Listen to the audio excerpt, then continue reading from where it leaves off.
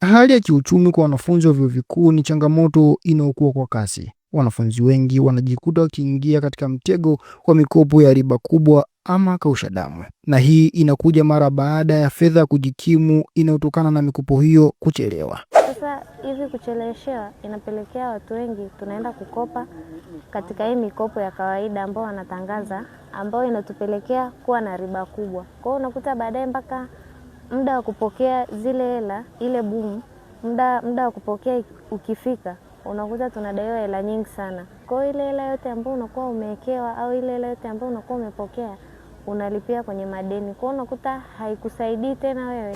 Tunapocheleweshwa boom kama hivi, matatizo yanakuwa ni mengi, kwa sababu pesa tuliyopata kabla inakuwa tumeitumia sana katika swala la usajili na vitu vingine. Sasa tunaishi maisha magumu sana, ni maisha ambayo sio ya kusimulika, kwa sababu tumekuwa watu wa madeni mitaani huko.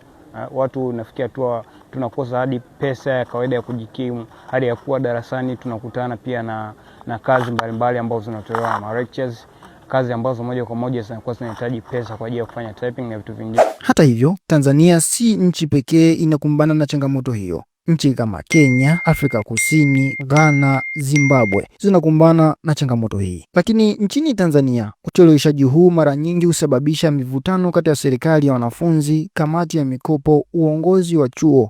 Licha ya jitihada za kidijitali, lakini bado kuna pengo kubwa kati ya tarehe ya kufunguliwa chuo na tarehe ya fedha kuingia kwenye akaunti za wanafunzi.